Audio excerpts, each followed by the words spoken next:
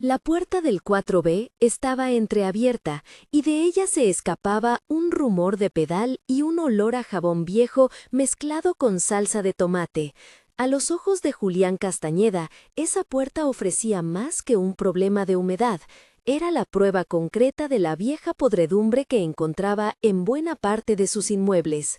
Caminó sin prisa por el pasillo, tacones que resonaban contra el azulejo gastado, y al detenerse ante el umbral le llegó el sonido preciso de la máquina de coser, un latido doméstico, constante, que alguien tocaba con las manos como si mantuviera vivo algo que podía desaparecer.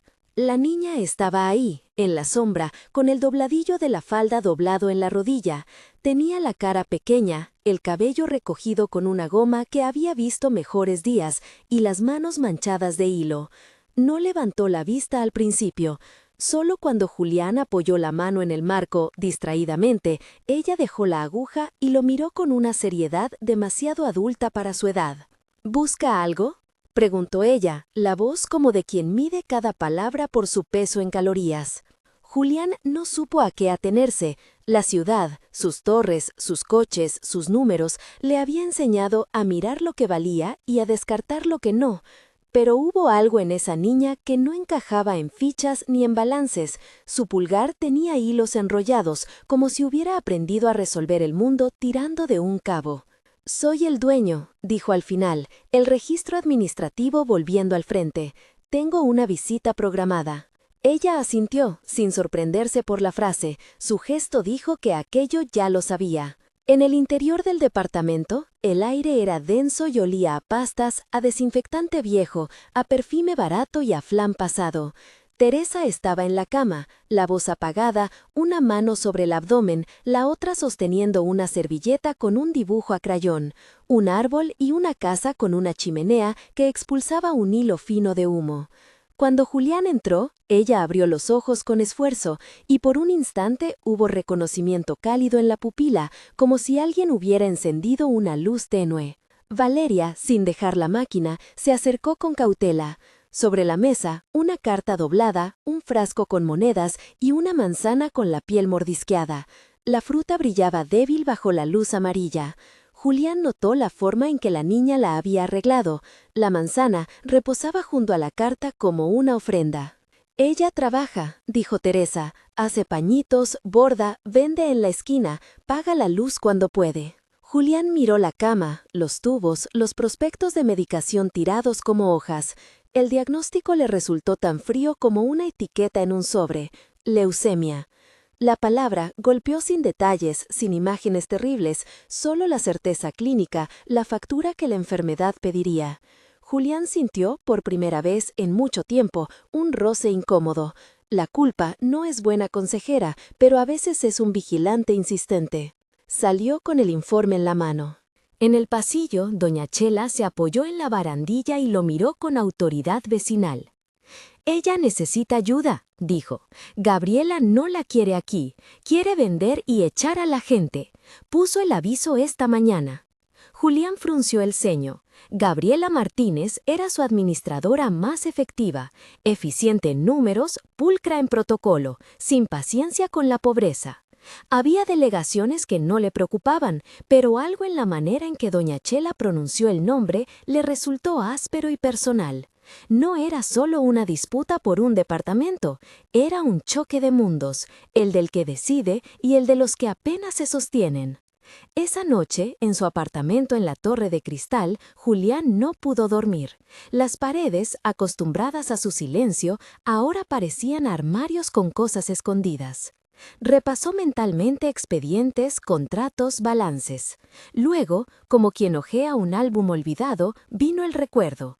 Una mujer con las manos manchadas de tinta que cosía botones en la sala grande de su infancia. Su madre pidiéndole que no hiciera ruido. Una canción con acordes sencillos. Julián recordó un nombre que no había mencionado desde hace años: Marta. No había puesto la relación entre Marta y Teresa, pero algo en la forma en que la niña había doblado la carta le devolvió ese rastro. A la mañana siguiente, pidió a su asistente los archivos antiguos. El edificio del 4B había sido construido por su familia. Su madre le hablaba de costureras que trabajaban para nosotros, nombres que para él eran pedacitos de calor infantil. Entre los documentos, una vieja ficha de empleada, con letras temblorosas. Teresa Mendoza. Un tarjetón con la costura del apellido Castañeda bordada por alguien, quizás por su madre, quizás por la costurera que cosió los dobladillos de la vida de su familia. Era una coincidencia que no esperaba, pero lo que vino luego fue una luz bajo una puerta.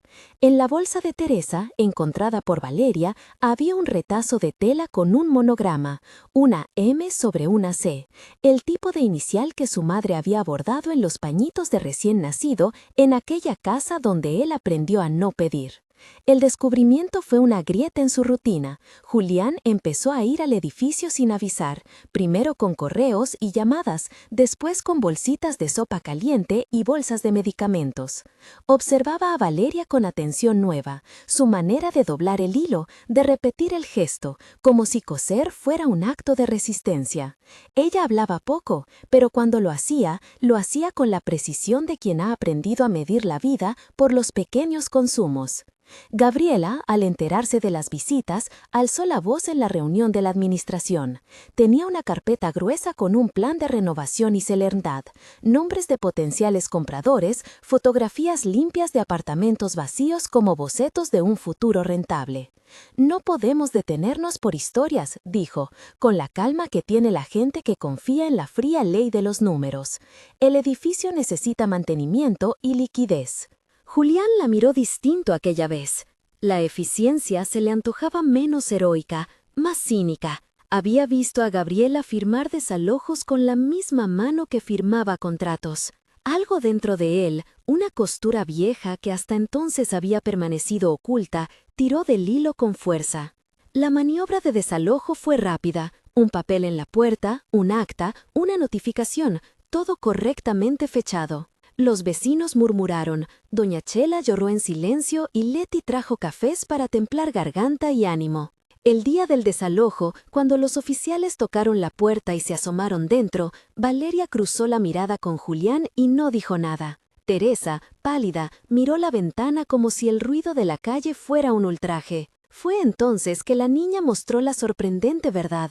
En su bolsa, escondido entre trozos de tela y botones, había un cuadernillo. No era grande, hojas de cuaderno con dibujos, facturas de bus, nombres. En la portada, con la letra torpe pero firme de los niños que saben lo que escriben, estaba el título, Mi historia y la de la señora que me cuida. Al abrirlo, Julián encontró algo que lo dejó sin aliento. Un dibujo del jardín de su casa de infancia, con un árbol donde él recordaba un nudo tallado en la corteza, las iniciales de su madre y de su padre, y junto al árbol, una figura pequeña cosiendo un botón. En una de las hojas, Valeria había pegado un trozo de tela con un monograma, MC. Era el mismo monograma que él había visto en el tarjetón antiguo. La verdad no era solo que Teresa había trabajado para alguien llamado Castañeda. La verdad era que de algún modo Teresa había formado parte de la vida de su familia. Había cuidado de su madre cuando el trabajo era demasiado. Había cosido lo que hoy eran recuerdos. En pocas líneas y garabatos, Valeria había tejido un puente entre dos vidas que Julián había pensado separadas por el tiempo y por el dinero. Lo que impactó a Julián no fue una genealogía, no era que la niña fuera pariente, era que la pequeña, con la costura y la memoria, le devolvía su pasado en piezas. Era como si alguien le mostrara un espejo con una imagen que él no reconocía hasta que la vio hecha hilo. Sentimientos que creía sellados comenzaron a filtrarse, la culpa por ausencias, la caricia que nunca dio, la promesa no formulada de ser distinto. Fue una sorpresa elemental, una verdad inclinada hacia la ternura más que hacia la sorpresa formal. Decidió actuar, no porque la ley lo obligara, sino porque algo en su historia personal le pedía reparación. Pagó el alquiler atrasado, consiguió medicamentos y ordenó el traslado de Teresa a un hospital privado donde la espera no sería una condena burocrática. La visita del camión ambulancia fue una escena de décimas y respiraciones contenidas. La camilla chirriaba, los vecinos acompañaban con manos y bolsos. Valeria subió con la frazada que había bordado, y la máquina de coser, envuelta en plástico, entró como quien entrega un relicario. No fue sencillo. Gabriela protestó, usando cada procedimiento posible para justificar el desalojo: sobres con firmas, notificaciones, protocolos. Pero en la reunión de socios, Julián tomó la palabra de manera que nadie, en la sala repleta de fotografías de proyectos y gráficos, esperaba. No hizo un alegato financiero ni una defensa de cifras. Habló en voz baja, y luego, con más fuerza, habló del valor de las manos que sostienen una familia, del trabajo que no se cotiza en un balance y de la deuda moral que tienen con vidas que les rodean. No es una cuestión de caridad, dijo, es una cuestión de dignidad. Si removemos esto por conveniencia, ¿qué queda de lo que decimos que representamos? Sus palabras tuvieron el peso de acciones pendientes. En la junta se presentó una grabación, una llamada donde Gabriela instruía a un gestor a apresurar la salida, con indicaciones de no importar los documentos que falten, y una factura con firma dudosa. No era teatro, era prueba. Gabriela fue suspendida temporalmente mientras una auditoría interna revisaba el expediente. La frialdad de su rostro no mostró derrota, solo un repliegue administrativo que no borraba su ambición. Para los vecinos, sin embargo, la suspensión fue una ventana de aire fresco. En el hospital, el olor era a algodón y a desinfectante. Las luces, demasiado blancas, despojaban cualquier color de la habitación. La operación fue un paréntesis de manos, máquinas y rostros concentrados detrás de mascarillas. El quirófano trabajó, el equipo habló en códigos técnicos que Julián no entendía, y allí, en la sala de espera donde la humedad del frío se pegaba a las sillas, Julián sostuvo la mano de Valeria. Ella, con el hilo enrollado aún en los dedos, cerró los ojos como quien invoca una costumbre para sostener otra. Rezó en voz baja, una oración sin palabras largas, una petición a las estampitas que Teresa guardaba en la mesita de noche. Julián escuchó y, sin querer, se encontró repitiendo un «todo va a estar bien» que le sonaba a promesa torpe y a verdad naciente. Teresa despertó luego de la operación. La recuperación fue prolongada y frágil. Hubo días en que su piel recuperaba un color humano y otros en que parecía desvanecerse como una tela lijada por el tiempo.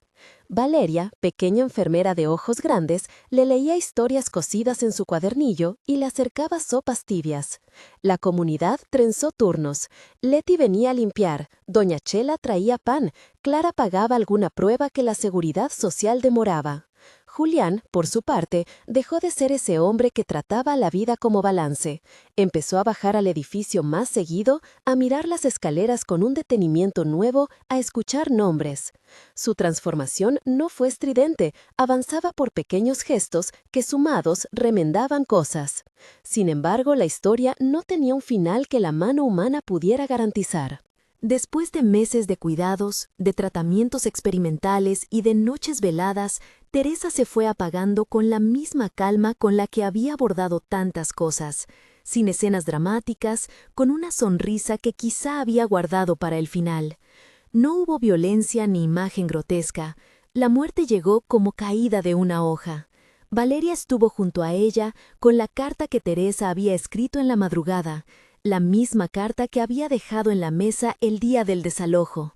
«Todo va a estar bien», repetía la letra, con manchas de café que le daban autenticidad. El duelo fue un nudo duro. Valeria lloró, pero no de manera visible ante Julián. Se sentó en la cocina, con la máquina de coser como una guardiana, y comenzó a bordar un círculo en una tela que le habló a la ausencia. Julián, por su parte, sintió un hueco que no se llenaba con dinero ni con decisiones. Sentía la pérdida de los lazos que creía rotos por el tiempo. En el funeral, apresurado por la falta de recursos, hubo vecinos, algunas autoridades, la cara impasible de Gabriela desde la distancia. Fue doña Chela quien habló en nombre de la cuadra, con una certeza de pueblo. Ella nos enseñó a estar, ella no se fue sola. La tutela quedó en manos de Julián tras un proceso que mezcló gestiones, voluntad y algo que nadie esperaba pronunciar en voz alta: afecto ganado por constancia. No hubo una adopción solemne ni una ceremonia, fue más bien un acuerdo práctico con peso emocional. La niña necesitaba un hogar estable y alguien que pagara su escuela, y Julián necesitaba, sin saberlo, un lazo que le reclamara presencia. La casa que compró no fue un palacio, era una casa con patio chico, una cerca baja donde se podría plantar un pequeño jardín. En la cocina puso el cajón con las hilos y la máquina de coser en un rincón que Valeria rápidamente adoptó como taller. Compró crayones y una estantería con libros. Inscribió a Valeria en la escuela pública cercana, negoció horarios con su trabajo, cambió la ruta habitual de los fines de semana para pasar por la librería donde ahora ella escogía cuentos. Las mañanas se fueron haciendo distintas. Julián aprendió, torpemente al principio, a preparar sopas que no se parecían a las de Teresa, pero sabían a intento. Le llevaba una manzana cada tarde, como el rito que había visto el día que la encontró. Valeria, por su parte, empezó a preguntar cosa por cosa por qué un empresario se enojaba con los números, por qué la gente a veces firmaba desalojos sin mirar a quien dejaba en la calle. Julián le contaba a medias, con palabras medidas, porque algunas heridas no aceptan explicaciones largas. Prefirió mostrar, no explicar. La sorpresa había sido la verdad de su encuentro. La niña no solo había sido la heredera improvisada de una costurera que trabajó para su familia, era la memoria que le obligaba a reconciliarse con su historia. En los primeros meses fueron rituales pequeños los que tejieron la nueva vida. La tarde en que plantaron semillas en una maceta y esperaba cada mañana a ver el brote. La noche que Valeria le bordó una inicial en el bolsillo de una camisa vieja. La tarde de lluvia en que ella le mostró un dibujo del árbol con la chimenea y él se quedó mirándolo en silencio. El hilo, la máquina de coser, la carta, todo adquirió un valor simbólico que no era sentimentalismo barato, sino afirmación cotidiana. Julián aprendió a leer el mundo a través de las minucias, la manera en que Valeria ponía la servilleta en la mesa, el cuidado con que dejaba el pedal de la máquina antes de levantarse, el modo en que doblaba el abrigo antes de guardarlo. Gabriela fue finalmente separada de la administración. Hubo auditores que revisaron papeles, testimonios que salieron a la luz y un proceso que manchó su orgullo profesional. No fue una derrota total, solo una pausa con consecuencias. Para la comunidad fue suficiente para respirar. Para Julián, la caída de Gabriela representó una señal. Los muros de la decisión moral podían moverse cuando alguien con recursos elegía cambiar de rumbo. Hubo, sin embargo, heridas que no se cerraron del todo. La ausencia de Teresa dejó un hueco que la vida cotidiana no logró ocultar. Valeria guardó la carta en una caja junto a la máquina y de vez en cuando la sacaba para leer las letras inclinadas. «Mi vida no fue perfecta, pero te di lo que pude», decía Teresa, en una parte que hacía que la niña sonriera y llorara a la vez. Julián encontró en los papeles de Teresa pequeñas anotaciones, nombres de personas que habían recibido favores, direcciones, recetas caseras. Eran huellas de una vida entregada a otros y al mismo tiempo mapas que le mostraban a Julián el terreno en el que había sabido encontrar pertenencia. La sorprendente verdad de la niña entonces no fue un secreto escandaloso ni una herencia oculta. Fue la certeza de que la vida se sostiene por gestos que no figuran en balances. Las manos que cosen, las comidas que se comparten, las cartas que se guardan. Fue la verdad de que Julián, al abrir la puerta del 4B, había encontrado no una deuda externalizada, sino la oportunidad de recomponer algo de su propio tejido. Lo que la niña llevaba en su cuadernillo había actuado como espejo y como nudo. Le mostró quién era y quién podría ser. Con el tiempo, la casa pequeña se fue llenando de costuras. Valeria enseñó a Julián a enhebrar, con paciencia.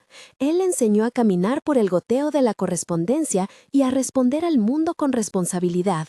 En la cocina, sobre la mesa, quedó la última carta de Teresa, doblada en 4, con la mancha de café que le había dado calidez humana. Una tarde, cuando el sol entraba oblicuo por la ventana y el aire olía a tierra mojada por la jardinería que habían empezado juntos, Valeria colocó la carta en la mano de Julián. ¿Qué dice? Quedaron pérdidas, preguntas, días de espesor. Pero la vida diaria, así, con su mínima liturgia, un hilo enhebrado, una manzana partida por la mitad, una carta leída en voz alta, fue la respuesta que ambos ofrecieron al mundo. que la verdad puede sorprender y, si se la escucha, puede también transformar. La máquina de coser, en su rincón, seguía marcando el tiempo con suavidad. Valeria, a veces, tarareaba la canción que Teresa le había enseñado, y Julián, sentado en la butaca con un libro entre las manos, la observaba sin darse cuenta de que su rostro se ablandaba con una frecuencia nueva. Hay verdades que actúan como agujas, atraviesan las telas gruesas y vuelven visibles los remiendos. La de Valeria fue una de ellas. Y mientras el hilo pasaba por la aguja, Julián sintió que, al fin, aprendía a enhebrar la vida sin miedo a las puntadas que quedaban visibles. El invierno alargó las sombras en la sala y la máquina de coser quedó envuelta en una manta cuando comenzó la lluvia fina que parece querer lavar las cosas con paciencia. Por las noches, la luz de la cocina dibujaba una isla cálida donde Valeria hacía la tarea sobre un pedazo de madera, y Julián, sentado cerca, leía en voz baja para que las palabras se quedaran en la casa como si fueran visitas que aprendían a volver.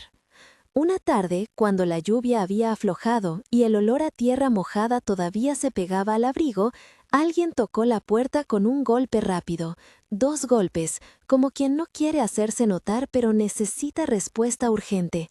Julián abrió y encontró a una mujer mojada hasta la cintura, el pelo apelmazado, los ojos grandes y exhaustos. Llevaba en los brazos una bolsa con pocas cosas y en la cara un mapa de preocupaciones que Julián había visto muchas veces en su propia frente años atrás. «Perdón», dijo ella, «disculpe la hora. Me llamo Elena. Me dijeron que aquí abren la puerta». Valeria, que había oído el tono, apareció detrás de la cortina y se asomó con curiosidad. Julián miró a la niña, y la niña le miró como quien espera que un adulto confirme que las promesas sirven para algo. Recordó la semilla, la mano en la tierra, el juramento bajo el sol. Abrió la puerta por completo. «Entra», contestó. Su voz sonó más firme de lo que se sintió. Elena dejó la bolsa en el umbral y habló con la precisión de quien cuenta la suma exacta de lo que se ha perdido y de lo que aún se puede salvar. «Nos desalojaron esta mañana. Teníamos hasta el mediodía para sacar lo esencial. Mi hijo está con mi madre en el hospital». Vaciló. «No sé a dónde ir». Valeria se acercó y sin pudor tendió la mano. El niño que Elena mencionó tenía los mismos ojos que ella, de un color confuso entre la tarde y el trigo. Julián miró a la mujer, a la niña, a la bolsa pequeña que contenía la dignidad montada de otra familia. Sintió una punzada que no era culpa ni orgullo, era la certeza de que las decisiones toman forma humana frente a la puerta. «Perdón», dijo ella, «disculpe la hora. Me llamo Elena. Me dijeron que aquí abren la puerta». Valeria, que había oído el tono, apareció detrás de la cortina y se asomó con curiosidad. Julián miró a la niña, y la niña le miró como quien espera que un adulto confirme que las promesas sirven para algo. Recordó la semilla, la mano en la tierra, el juramento bajo el sol. Abrió la puerta por completo. «Entra», contestó. Su voz sonó más firme de lo que se sintió. Elena dejó la bolsa en el umbral y habló con la precisión de quien cuenta la suma exacta de lo que se ha perdido y de lo que aún se puede salvar. «Nos desalojaron esta mañana. Teníamos hasta el mediodía para sacar lo esencial. Mi hijo está con mi madre en el hospital». Vaciló. «No sé a dónde ir». Valeria se acercó y sin pudor tendió la mano. El niño que Elena mencionó tenía los mismos ojos que ella, de un color confuso entre la tarde y el trigo. Julián miró a la mujer, a la niña, a la bolsa pequeña que contenía la dignidad desmontada de otra familia. Sintió una punzada que no era culpa ni orgullo, era la certeza de que las decisiones toman forma humana frente a la puerta. Prepararon una cama en el cuarto de huéspedes, le dieron una taza de té. Hablaron poco, que es a veces la manera más honesta de comenzar a confiar. En la cocina, entre vapor y la contemplación de un fuego que ya no solía hacer, Julián y Elena trazaron un plan práctico. Conversar con la madre del hospital, buscar papeles, hablar con la Junta de la Manzana sobre trabajo temporal. No prometieron milagros, prometieron tiempo y pasos. Las noches de Valeria se llenaron de sonidos nuevos. El respiración calmada de un niño que no es el propio, risas que se cuelan por debajo de las mantas, susurros de adultos que no saben si dormirán tranquilos al amanecer. La casa, que había sido un refugio para 2 personas, comenzó a ser abrigo para más vidas. Julián descubrió que la puerta abierta no solo recibía cuerpos, sino que obligaba a que su mirada se desplazara, desde el propio interior hacia el barrio. Al mismo tiempo, llegaron sobres con letras formales. Un hombre con traje y una carpeta de cartón apareció una mañana con el sol todavía frío y dejó en la mesa un documento con encabezados precisos que anunciaban posibilidades y plazos. Sonrió como quien presenta una oferta de compra. «Señor Ramos», dijo el hombre, «mi nombre es Ricardo Morales. Represento a la compañía. Su casa figura en un plan de desarrollo. Estamos interesados en adquirirla. Podemos ofrecer una suma que solucionaría la mayoría de sus preocupaciones. Solo necesitamos su decisión en 15 días». La palabra compañía sonó fría en la cocina, como un vaso que cae sobre la baldosa. Julián miró la oferta. Números limpios, condiciones claras, promesas de compensación y facilidades. Las cifras ofrecidas le hablaron de seguridad para Valeria, de la posibilidad de un estudio técnico propio, un lugar para la máquina de coser sin prestarse al frío, de arreglos que ya no tendría que posponer. La tentación se presentó con gestos amables.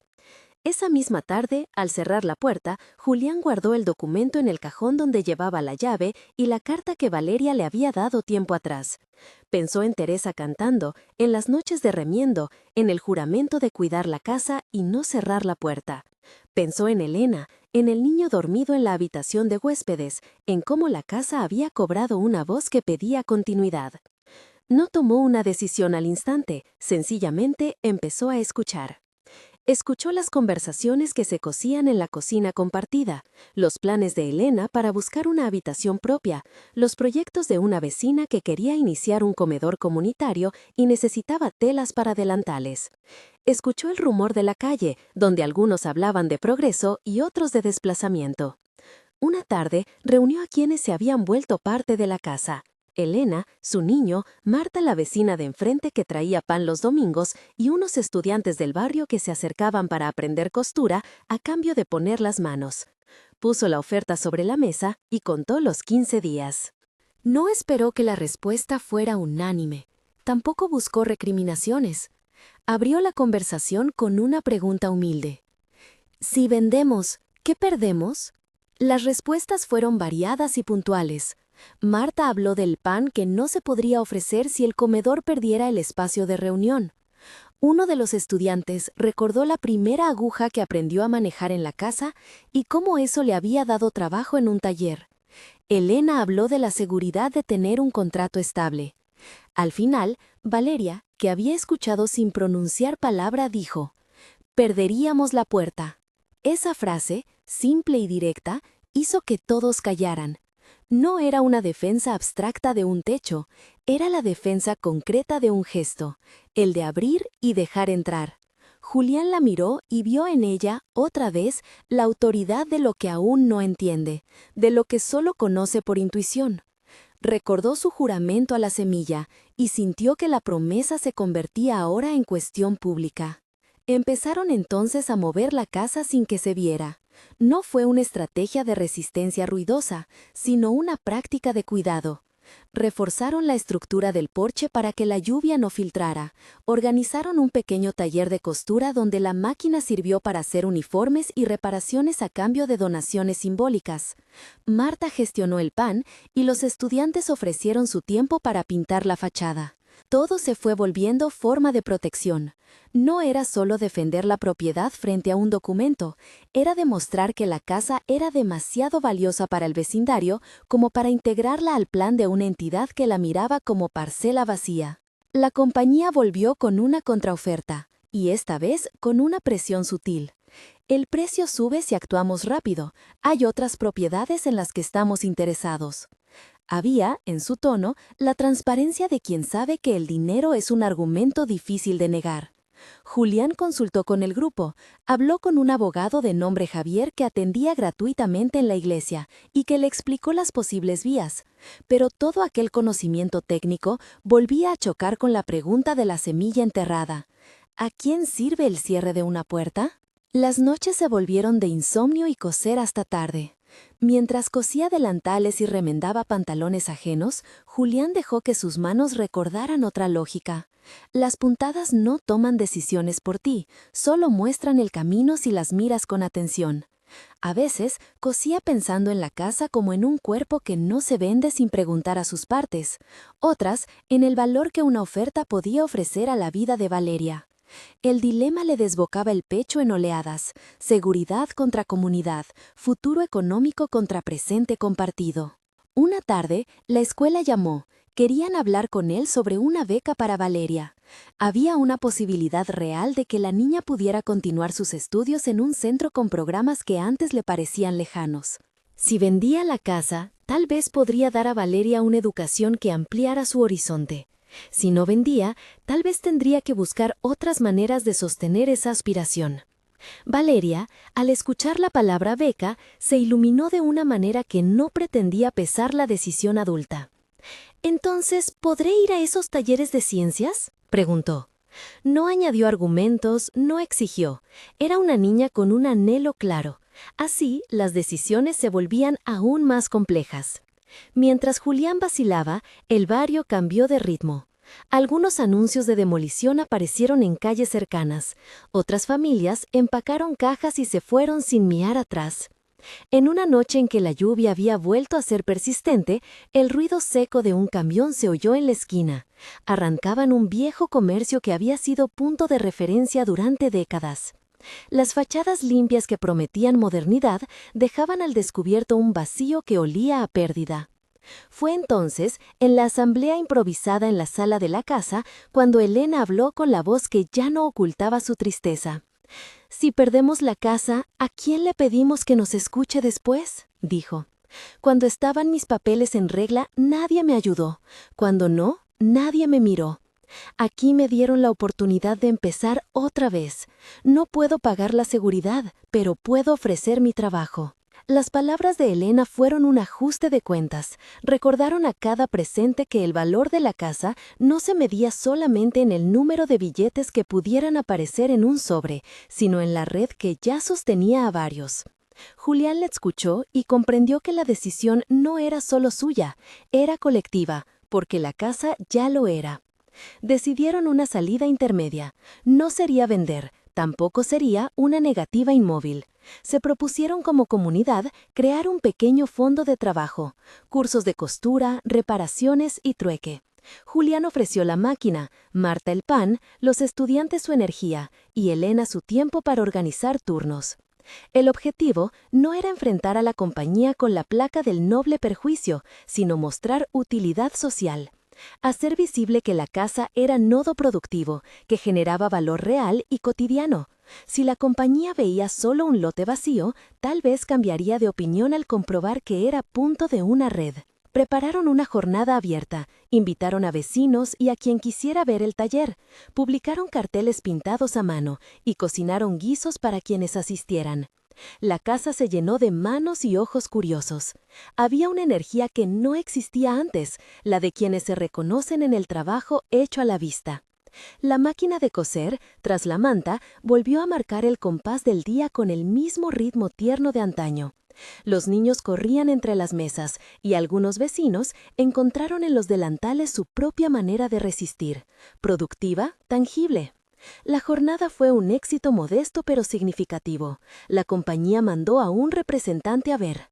Caminó entre las mesas, miró las manos manchadas de tela y barro y formuló preguntas que parecían medir sin entender del todo. Julián le explicó, con honestidad, que no buscaban enfrentamiento, sino que proponían un modelo distinto. Si la compañía quería invertir en el barrio, podían hacerlo sin arrancar lo que ya funcionaba. El representante, que estaba convencido de su discurso de oportunidades, escuchó y anotó. No prometió nada, tampoco se fue igual.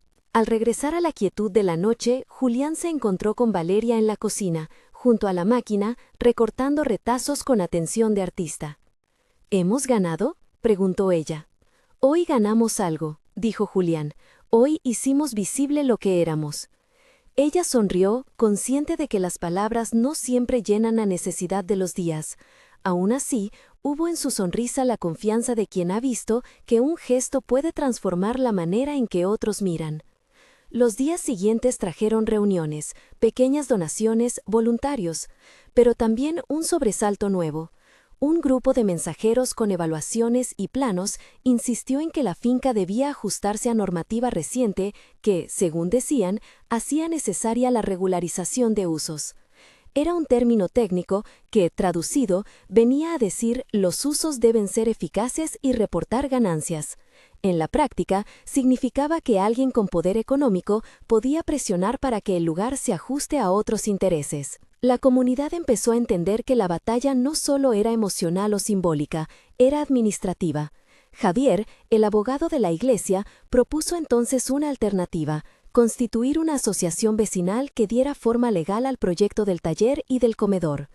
Si la casa podía demostrar que era centro de servicio público, la compañía encontraría menos sentido en su plan de demolición para construir un bloque que requeriría desplazar a la gente. No era una protección total, pero era una trinchera administrativa que sumaba tiempo y legitimidad. Montar la asociación no fue rápido ni exento de trabas, papeleo, firmas, gestiones que obligaron a Julián a desempolvar viejos documentos, a llamar a antiguos conocidos, a buscar la ayuda de quienes sabían de trámites. Fue doloroso ver que la burocracia, de nuevo, premiaba a quien tiene recursos. Pero también fue revelador comprobar que, al esfuerzo conjunto, la carga se volvía más ligera. Elena coordinó la recolección de firmas, Marta se encargó de la documentación del comedor, los estudiantes aportaron material para el reglamento. Valeria, entretanto, dibujó carteles con letras grandes que decían «Casa abierta». Una noche, mientras firmaban estatutos alrededor de la mesa, Julián sintió la presencia de algo más que la protección contra la compañía. Percibió, con una claridad que lo hizo respirar hondo, que la casa ya no era solamente un refugio privado, sino un proyecto que resonaba en las vidas de muchos. Aquella responsabilidad lo conmovió con la intensidad de quien despierta a la tarea de cuidar lo que se ha hecho público sin perder la ternura del lugar secreto. La lluvia volvió a detenerse. En la puerta, una pequeña placa con el nombre de la asociación se colocó en una madera vieja: Taller y Comedor La Aguja. No era una firma definitiva, pero daba testimonio. Julián la miró y pensó en la máquina que marcaba el tiempo con su zumbido. Había algo de justicia sencilla en que una máquina que había sido heredera de costuras personales ahora fuera mediadora de comunidad. A medida que las semanas corrían, la compañía disminuyó su presión visible. Había papeles, reuniones, gestiones que obligaban al ritmo de ambos bandos. Julián supo que no podía confiarse. Sabía también que la resistencia no debía basarse solamente en la defensa del propio interés, sino en la articulación de un valor que fuera comprensible para terceros: la utilidad social. Con ese criterio, convocó a otros barrios, extendió las invitaciones y enseñó a coser a quienes querían aprender. Un día, al cerrar la tienda improvisada donde arreglaban abrigos, Julián encontró una carta deslizada bajo la puerta. No tenía remitente. Dentro, una nota breve: «Cuando arreglas algo, lo haces para que dure. No lo vendas todo por miedo». No supo quién la había escrito, y quizá no importaba. Tomó la frase como si fuera una moneda. La guardó, la consultó en noches de duda y la compartió con Valeria cuando la niña veía su habitación y preguntaba por qué tanta gente venía a su casa. «¿Tú crees que la gente se va a quedar siempre?», preguntó con la voz de quien comienza a pensar que hay cosas que cambian. «No lo sé», respondió Julián, «pero sé que ahora somos nosotros quienes decidimos cómo cuidar de lo que tenemos». Esa respuesta dejó a Valeria conforme por un rato. En la cocina, la máquina, la carta, la semilla y la promesa tejieron un mapa que no borraba el riesgo, pero que asignaba sentido a la ocupación del presente. No se trataba de ser heroico, sino de ser coherente. Aún quedaban muchas medidas por tomar: audiencias, autorizaciones, vecinos que dudaban, familias que seguían llegando buscando techo. Pero una certeza se fue asentando en Julián: la vida se defiende y se transforma a través de gestos múltiples, cotidianos y resistentes. No había una solución única, había sí la posibilidad de multiplicar puertas abiertas. En la madrugada en que el viento golpeó con furia algunas tejas sueltas, Julián se levantó para asegurar la casa. Miró hacia la calle y en la luz tibia de un farol vio a dos figuras que avanzaban lento. Eran vecinos que habían venido a ayudar porque el techo del comedor necesitaba refuerzos. Julián se sumó sin anunciarse. No era un acto grandioso, era gente con guantes y martillos compartiendo la tarea como se comparten las horas de angustia y las de esperanza. Cuando la última teja quedó en su lugar y la lluvia retrocedió, la casa exhaló como un cuerpo que vuelve a estar completo. Julián, cubierto de polvo y lluvia, volvió a sentarse junto a la máquina y dejó que sus manos recordaran el gesto de enhebrar la aguja, una acción pequeña que hace posible otras. En la ventana, Valeria dormía, y en el bolsillo de Julián la carta que ella le había entregado tiempo atrás sobresalía apenas, como una promesa que seguía viva. Afuera, la calle empezaba a respirar de nuevo. Adentro, la casa se quedaba con su luz de emergencia, esa que no se apaga con la presión del mercado, porque ahora la defendían muchos, y porque, con cada punto de costura, reconstruían algo que había sido perdido, y que, a su vez, era la base de lo que querían proteger. Pero la compañía no había desaparecido, su interés seguía latente y, en los despachos, las decisiones tardan en llegar o llegan envueltas en estrategias frías. Aún así, la casa había cambiado de condición. Ya no era solo de Julián y Valeria, era de una red de historias que se cruzaban sobre el mismo umbral. Y quien observa una red, quien intenta quebrarla, encuentra más resistencia que quien golpea una puerta solitaria. Esa noche, antes de dormir, Julián volvió a la carta sin remitente y dibujó mentalmente un mapa de futuros posibles. Sabía que vendrían nuevas pruebas, que la lógica del dinero no se detendría solo con el calor de quienes cosen. Pero también tenía algo que antes no tuvo, el testimonio visible de que su casa podía ser útil de maneras que una oferta económica no podía comprar tan fácilmente. Con esa convicción cerró los ojos. Al amanecer, el sol entró por la ventana sin preguntar por acuerdos ni por boletines. Valeria se despertó, acercó la nariz a la taza de té y con ese tipo de naturalidad que es la pura sabiduría de los niños, propuso que ese día hicieran un desfile con los delantales nuevos para invitar a más gente. Julián rió y aceptó. La vida, pensó, sigue proponiendo celebraciones en medio de las batallas. Y así, con costura y conversación, con papeles y con asistencia, la casa fue encontrando su ritmo. No era una victoria definitiva, nadie lo afirmó así. Era, más bien, el comienzo de un modo de habitar que resistía la lógica de arrasar para construir. En el taller, la máquina volvió a marcar los días con su zumbido constante, como un corazón que aprendió a latir en comunidad. Cuando por la tarde, el cartero dejó por fin una notificación oficial sobre la regularización de usos que pedía la compañía, Julián sintió que las próximas horas serían determinantes. Reunió a la asociación, tenían que presentar la documentación que demostraba el carácter social de su proyecto.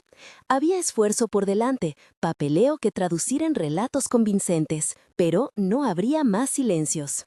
La vida en la casa, mientras tanto, seguía tejiendo pequeñas escenas. Valeria enseñando a coser botones a niños de la cuadra, Elena recibiendo llamadas que prometían una habitación, Marta trayendo pan caliente para quienes trabajaban temprano, los estudiantes organizando una feria para mostrar lo que hacían. Cada acto construía una defensa que no dependía solo de leyes, sino de la resistencia cotidiana. Y en medio de ese tejido, Julián comprendió que la semilla plantada no solo había brotado, había echado raíces en otras manos. Su promesa de no cerrar la puerta se había transformado en un proyecto colectivo. No era el final de la historia, pero sí un punto de inflexión donde la casa se volvía otro tipo de cosa. Un lugar que se defendía no por la fortaleza de sus muros, sino por la fuerza de los lazos que albergaba. Por la mañana, la casa olía a café y a harina. Valeria ataba los delantales a los niños como si fuesen banderas pequeñas. Julián repasó los papeles una vez más. Elena repartió hojas con testimonios y fotos mientras Marta ofrecía panes calientes a quien pasara por la puerta. Cuando salieron hacia la oficina municipal, la calle los recibió con el ruido de la feria que estaban armando los estudiantes. Una fila de voces, risas y puntadas que parecía contar la historia antes de que hablaran los documentos. En la sala donde aguardaban los funcionarios, nadie fingió desconocer la multitud que esperaba afuera. Presentaron el expediente con calma: memoria del proyecto, listas de usuarios, cartas de apoyo, fotografías de talleres y del desfile que Valeria había imaginado. Hubo silencio mientras el funcionario repasaba y luego preguntas serias pero no cerradas. Pidió plazos, verificaciones, tiempo para su sello. No hubo la promesa que Julián soñó, pero sí algo más peligroso para la compañía: un trámite a la vista y la necesidad de mirarlos, de comprobar que aquello no era solo una casa, sino un tejido. Al volver, la casa los recibió con una pequeña celebración improvisada. Los niños cantaron, los mayores compartieron el pan, la máquina volvió a zumbir como si quisiera asegurarse de que todo continuara. Julián pensó en la carta sin remitente, ahora guardada junto a otros papeles importantes. Ya no necesitaba explicarla. Habían empezado a transformar la resistencia en rutina. La amenaza seguía ahí, pero la casa había dejado de ser solo el lugar que defendían, se había convertido en el motivo por el que vivían juntos.